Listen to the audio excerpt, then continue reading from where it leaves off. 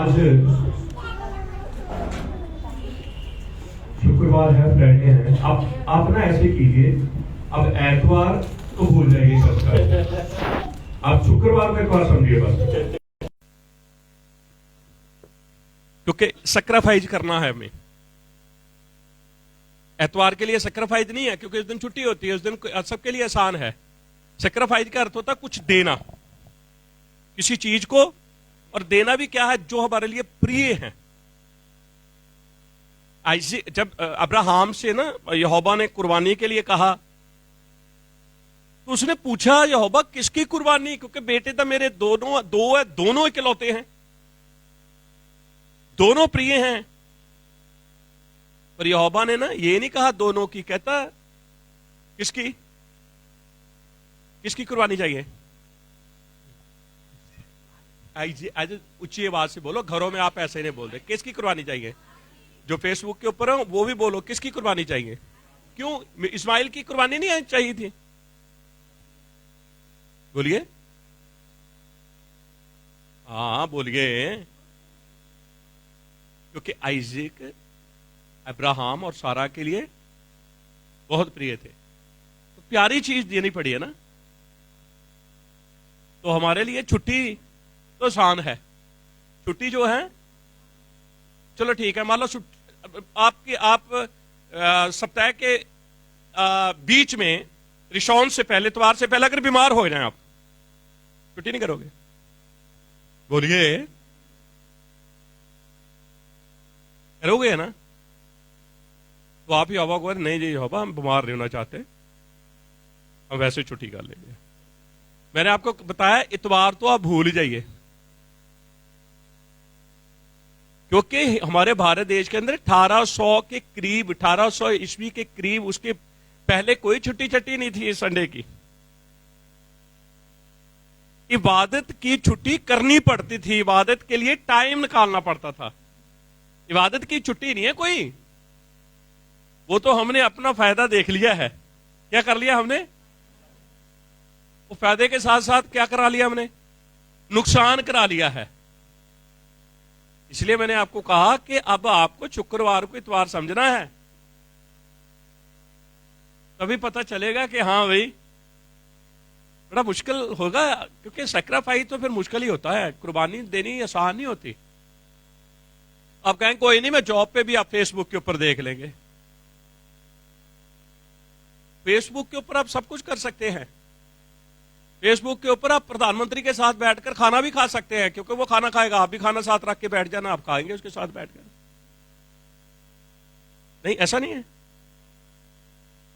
Hallelujah.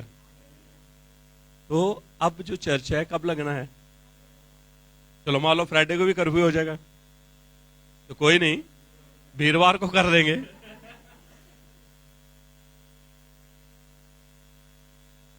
आमीन बोलेंगे? तो जब हम अपने समय में से समय देते हैं, अपने, वो कुर्बानी है। वो कुर्बानी नहीं है कि संडे तो सबकी छुट्टी है, चलो आज तो बंदगी कर ही आते हैं ना, क्योंकि यहोवा ने भी कहा 6 दिन, हाँ 7वां दिन, क्योंकि 2 दिन आपको पता है शनि एतवार कर्फ्यू है दिल्ली के अंदर, और हमने इसीलिए शुक्रवार सुबह 11 से 12:30 1 बजे तक हमने टाइम रखा है कि सर्दी है और कब तक चलेगा हमें नहीं पता, लेकिन हमें संगति, क्योंकि आप संगति को छोड़ देंगे ना, फिर आप फेसबुक वाले विश्वासी बन जाएंगे, यूट्यूब वाले विश्वासी बन जाएंगे। और जो फेसबुक यूट्यूब वाले विश्वासी है ना, वो एक चर्च के नहीं होते फिर, क्योंकि फेसबुक यूट्यूब तो फिर चर्चों से भरा है, और फिर वो कोई भी चर्च नहीं कहेगा ये हमारा विश्वासी है, क्योंकि फेसबुक से यूट्यूब वालों को तो पता ही नहीं, मुझे क्या पता कितने लोग मुझे सुनते हैं, और वो बाद में मुझे कहे जी मैं तो आपको ही सुनता था। हालेलुया। सैक्रिफाइस यही है कुर्बानी, और कुर्बानी के लिए कुछ देना पड़ता है, कुर्बानी के लिए कुछ कहने, कुछ, वो फ्यूचर की बात लिख रहे हैं। किसकी? अंतिम दिनों में कैसे समय आएंगे? बोलिए बोलिए। ये कठिन कठिन किसको बोलते हैं? हाँ, मुश्किल और ना, जो जहां आसान कुछ भी नहीं है, जहां आसान कुछ भी नहीं। अभी रुको, अभी अभी आज मैंने एक मैसेज डाला है, आपको 60 कंट्रियां घूमने के लिए आपको मौका मिलेगा। कितनी कंट्रियां? अभी तो एक कंट्री में जाना है, बड़ा मुश्किल है ना। कितनी कंट्रियां? 7। पढ़ा आप लोगों ने मैसेज? पासपोर्ट किसका, कहां का, कौन सी कंट्री का पासपोर्ट? इंडिया का। कितनी कंट्रियां? कोई वीजा लेने की जरूरत नहीं है, बस टिकट लो, जहाज में बैठो, जाओ, घूमो फिरो। लेकिन उसके लिए आपको कीमत चुकानी पड़ेगी, एक छोटी सी चिप लेनी पड़ेगी आपको। क्या लेनी पड़ेगी? गुड न्यूज है ये,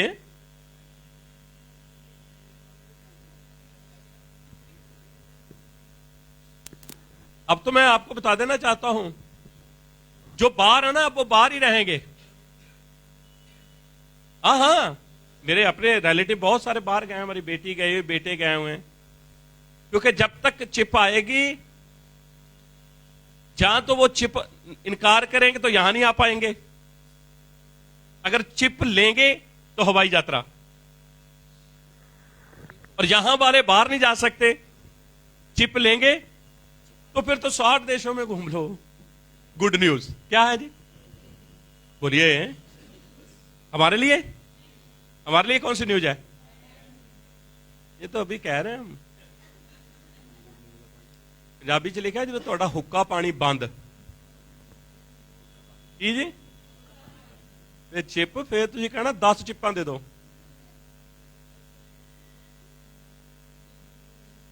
फास्ट करना सीखो, अब साइकिल चलानी सीखो, नॉर्मल खानों के ऊपर आ जाओ, क्योंकि एकदम से अगर ये चीजें तुम्हारे सामने आएगी तो क्या करोगे? अंतिम दिनों में, वो बोलिए, फिर से बोलें, कौन से दिनों में? आज मैंने मैसेज डाल तो दिया, आज देख तो लेना। पासपोर्ट शुरू हो गया, 2022 है लिखा उन्होंने। 2022 में, इस साल ये शुरू हो जाएगा। और हमारे प्रधानमंत्री ने इंटरेक्ट बोल दिया है कि आप तैयार हो जाएं, आपके लिए अच्छे दिन आने वाले हैं।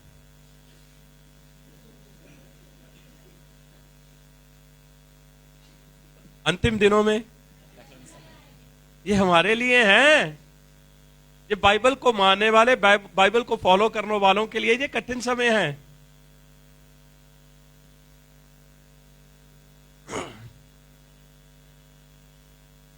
अब सवाल ये है, क्या दुल्हन कठिन समय में रहेगी या नहीं रहेगी? नहीं रहेगी, ठीक है, अपने अपने व्यू है, ठीक है। चलो हम बाइबल में देखते हैं भी रहेगी या नहीं रहेगी, ठीक है। तो कठिन समय में दुल्हन रहेगी या कठिन समयों को दुल्हन फेस करेगी या नहीं? दुल्हन कौन है पहले तो ये बात बोलिए, बोलिए। कितनी कलीसिया? दुल्हन 5 नहीं होती, कितनी होती? बोलिए, बोलिए। एक कलीसिया। कठिन समय है और अंतिम दिन है।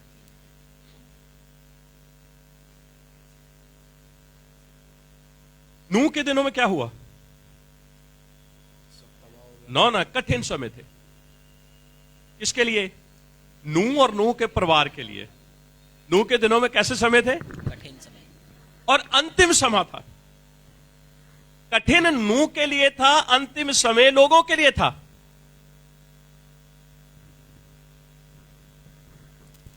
और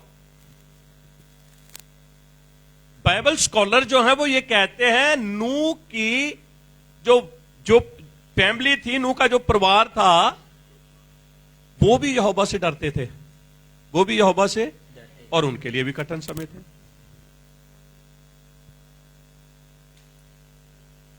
क्या नूह बाढ़ के दिनों में संसार में था या नहीं था? बोलिए, क्या उसने बाढ़ का सामना किया या नहीं किया? बोलो। बिल्कुल एंड टाइम पे यहोवा ने उसे निकाल लिया। कितने दिन पहले? 7 दिन पहले निकाल लिया। कितने दिन?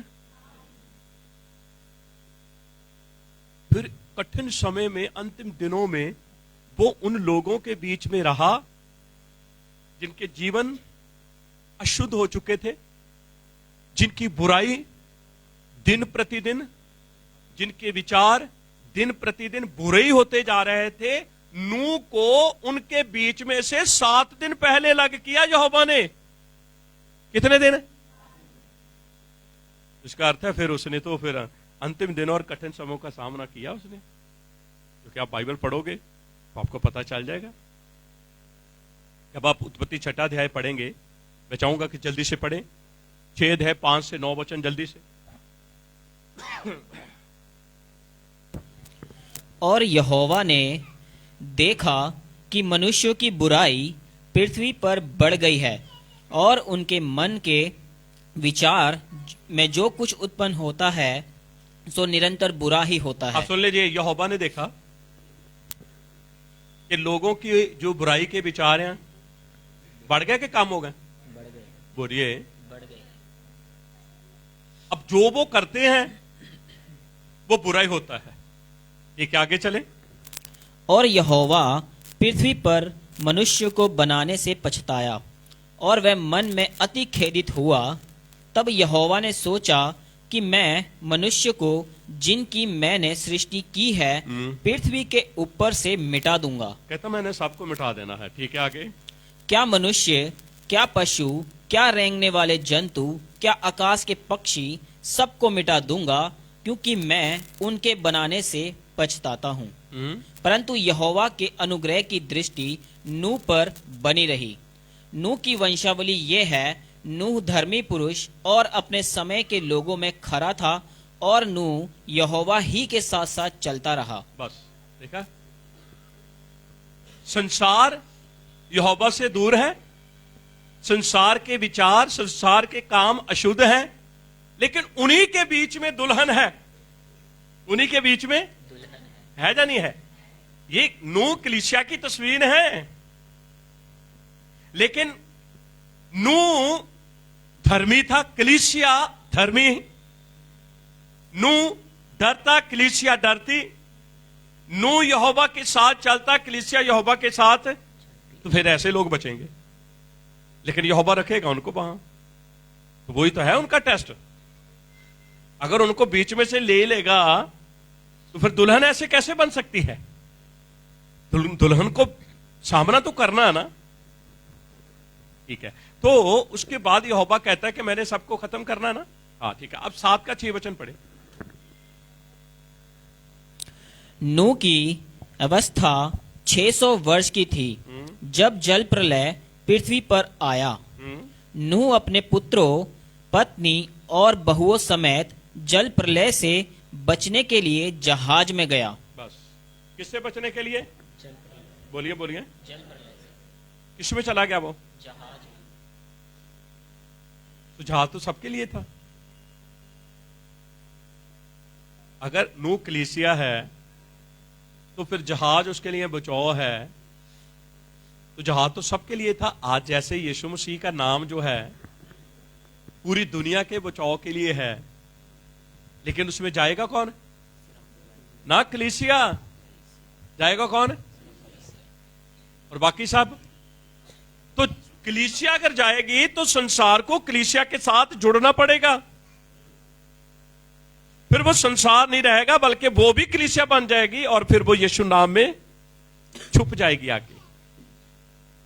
और फिर जैसे जहाज उसे ले गया उनको उठा के, ऐसे यीशु नाम भी हमें ले जाएगा। आमीन बोलेंगे? हालेलुया। ठीक है, अब मैं एक वचन और पढ़ाना चाहता हूं। 19 वचन पढ़े। और जल पृथ्वी पर अत्यंत बढ़ गया, यहाँ तक कि सारी धरती पर जितने बड़े बड़े पहाड़ थे सब डूब गए। जल तो 15 हाथ ऊपर बढ़ गया और पहाड़ भी डूब गए, और क्या पक्षी, क्या घरेलू पशु, क्या बनेले पशु, और पृथ्वी पर सब चलने वाले प्राणी, और जितने जितने जंतु पृथ्वी में बहुतायत से भर गए थे, वह सब और सब मनुष्य मर गए। जो जो स्थल पर थे, उनमें से जितनों के नथनों में जीवन का श्वास था, सब मर मिट गए। और क्या मनुष्य, क्या पशु, क्या रेंगने वाले जंतु, क्या आकाश के पक्षी, जो जो भूमि पर थे, सो सब पृथ्वी पर से मिट गए। केवल नूह और जितने उसके संग जहाज में थे वही बच गए। बस सारे प्राणी, चाहे वो आकाश के पक्षी हैं, चाहे वो रेंगने वाले हैं, चाहे वो जंगल के बिखेर जो भी हैं, चाहे इंसान, सारे प्राणी। लेकिन एक तरफ तो यहोवा कहता मैं सारे प्राणियों का, बोलिए सारे प्राणियों का, तो यहां वो सारे प्राणियों का क्या कर रहा है? नाश। क्योंकि जो प्राणी पाप करेगा वो मरेगा। तो पाप पक्षियों ने भी किए, जानवरों ने भी किए, तो पाप इंसान ने भी किए, तो पाप की मजदूरी। लेकिन किसको बचा लिया? नूह और नूह की, बोलिए बोलिए। कठिन समयों में भी यहोवा अपने लोगों को बचाने की सामर्थ रखता है, यह याद रखिए। पर नूह की फैमिली ने एक संसार के साथ कॉम्प्रोमाइज नहीं किया। नूह संसार के साथ नहीं चला। मिलकर बोलेंगे हालेलुया। अगर आप ये विश्वास करते हैं कि हम अंतिम इन दिनों में और कठिन समय में हैं, हमें अपने आप के ऊपर ध्यान देना है। क्या नूह की तरह आप यहोवा के साथ चल रहे हैं? क्या नूह की तरह मैं और आप धार्मिकता में बने हुए हैं? क्या नूह की तरह मैं और आप यहोवा का भय रखते हैं? मैं विश्वास करता हूं अगर ये क्वालिटी हम में है तो चाहे इससे भी बड़े कठिन समय आ जाएं, यहोवा जैसे नूह के परिवार को बचाने की सामर्थ रखता है, वो मुझे, मेरे परिवार, कलीसिया को बचाने की सामर्थ रखता है। आमीन बोलेंगे। Hallelujah, hallelujah. आप तो उस कठिन समय की पटड़ी के ऊपर आ चुके हैं, बस आगे चलते जाओ और कठिन समय को देखते जाओ। यहां ब्रेक मत करना। मिलकर बोलेंगे हालेलुया, हालेलुया। मैं परसों रात में एक मीटिंग करके आए थे पंजाब में, और आते मैं जब 10-10:30 करीब घर पहुंचे तो मुझे सर्दी बहुत लग रही थी, तो मैंने फोन करके बोल दिया कि मैं लेट जाऊंगा। मुझे लग रहा था कि बॉडी के अंदर कुछ, और रात को इतनी तेज बुखार हुआ, इतनी तेज, मुझे लग रहा चलो धन्यवाद एंड आ गया है, मैं कहा बढ़िया है, निकल जाएंगे जान से। और मुझे ऐसे अपने आप में लगे जब्राइल मिकाइल आ रहे हैं, और फिर मैंने कहा यार कुछ है, कुछ बता दो यार बच्चों को भी, ये चीजें हैं भी कर लेना बाद में। पर मैंने कहा नहीं यार रहने दो, कोई नहीं। मैंने तो सोचा भी आज तो काम हो गया, बहुत बड़ी, मैं खुश बहुत था, सही में बोल रहा हूं, मैं बहुत खुश था। मैं कहा इन चीजों से तो चलो बच रहे हैं ना। लेकिन यहोवा कहता नहीं नहीं, दुल्हन को तो ये चीजें देखनी है। मिलकर बोलेंगे हालेलुया, हालेलुया। और मैंने अपनी जिंदगी में पहली बार ऐसा बुखार देखा। मेरे 50 साल का, 50 साल से ज्यादा ही हो गई मेरी, जो मैंने परसों रात को किया। और मैं लेकर आया, मेडिसिन खा लेता हूं मैं, ऐसा कोई मेडिसिन में खाने से कोई बुराई नहीं है। तो मैंने कहा अच्छा, अब तो मुझे लग रहा नहीं, अभी थोड़ा और कलीसिया के साथ थोड़ा घिसना पड़ेगा ना, और थोड़ा सा। मिलकर बोलेंगे हालेलुया। मरना लाभ है, ये याद रखें, मरना लाभ है। लोग तो मरना नहीं चाहते ना, मरना लाभ है, लाभ। यहोवा ने बहुत सारी चीजों को इसलिए रखा कि आप उसका फेस करें, उसे देखें, और अपने जीवन में कैसे महसूस करते हैं, और कैसे उन चीजों के साथ हमें जुड़ना है, या उन चीजों से हमें हटना है। मिलकर बोलेंगे हालेलुया। तो लिखा है यहोवा ने सारी पृथ्वी के ऊपर से हर प्राणी का नाश किया, पर नूह और नूह की फैमिली को बचाया। याद रखें अंतिम दिनों में, कठिन समय में यहोवा बचाता है। यहोवा। कलीसिया में से एक बंदा डरा, एडर लखीम। हाँ, उन्होंने तो यहां तक कह दिया भी अगर मैं मरा तो मुझे बॉक्स में रखना, और पाजी मेरा फ्यूलन पड़े।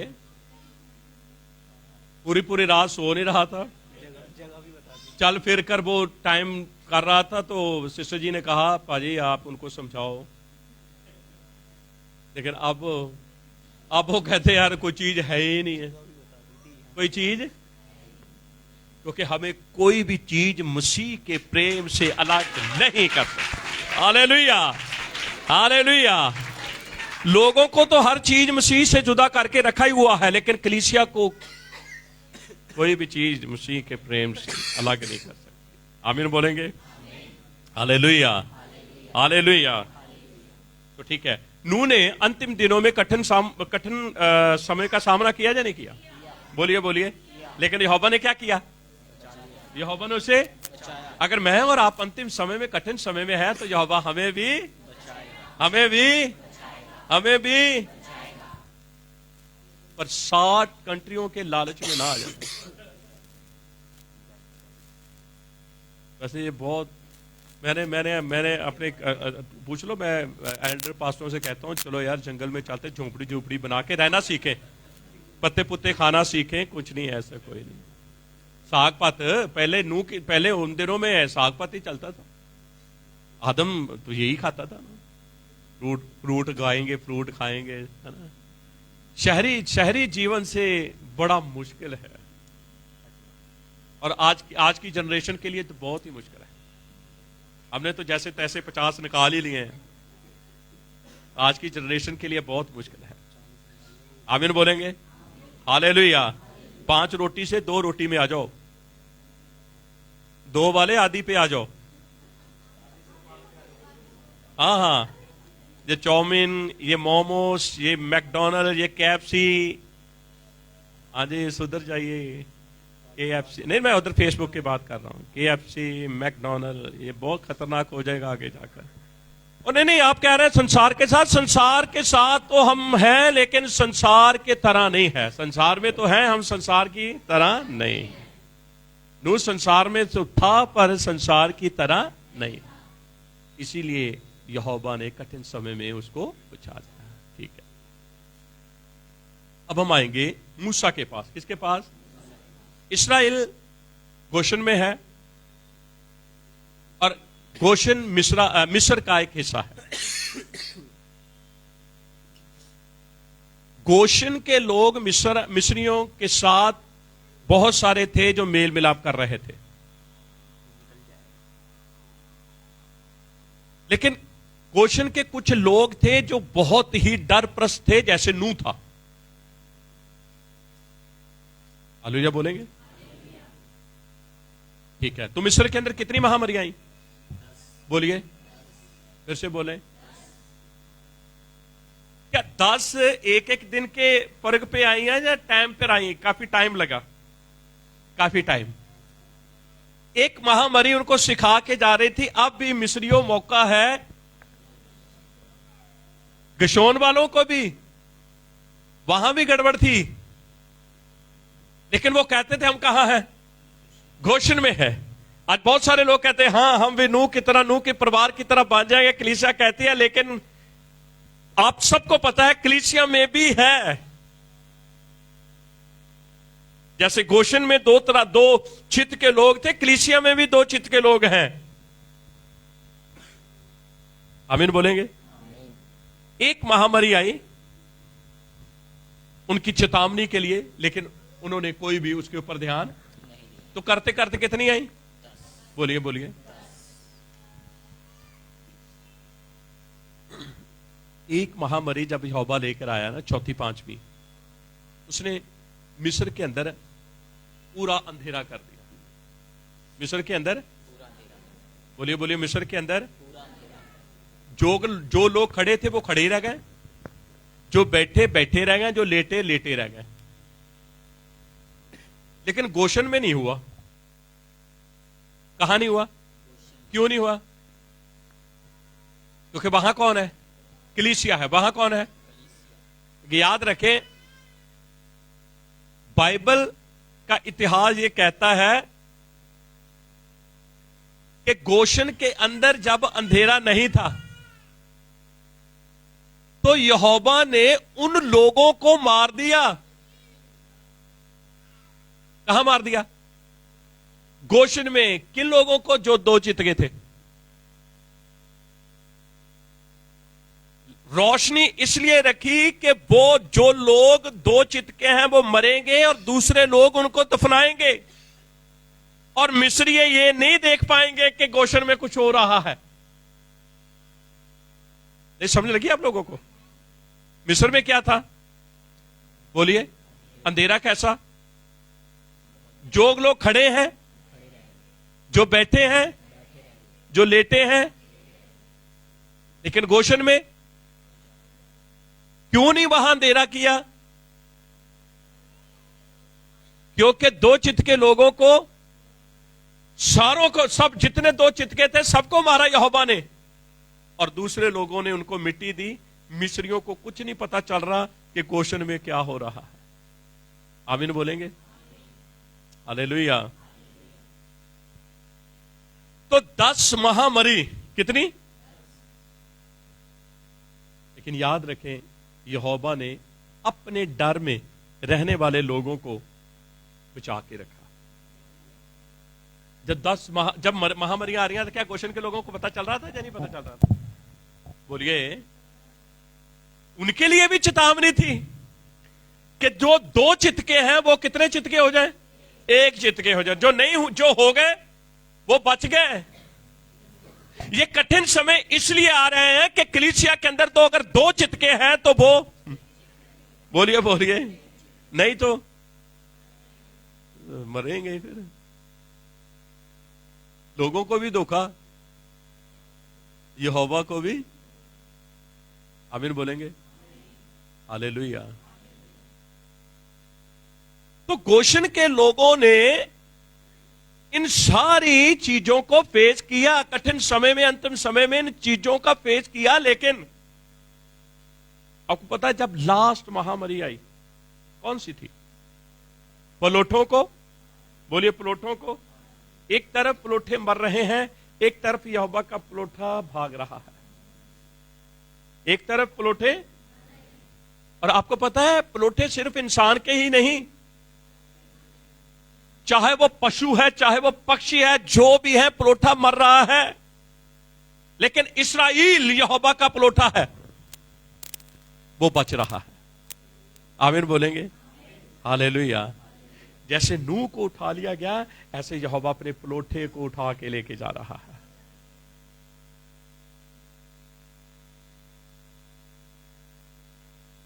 ऐसी बहुत सारी तस्वीरें हैं कि कठिन समयों के अंदर यहोवा के लोग थे, लेकिन यहोवा ने उन्हें बचा के रखा। अगर हम ये विश्वास करते हैं तो हम भी अंतिम दिनों में, कठिन समय में है, यहोवा अपने लोगों को, वो मुझे नहीं पता कौन उसके लोग हैं, अपने लोगों को बचा के रखेगा।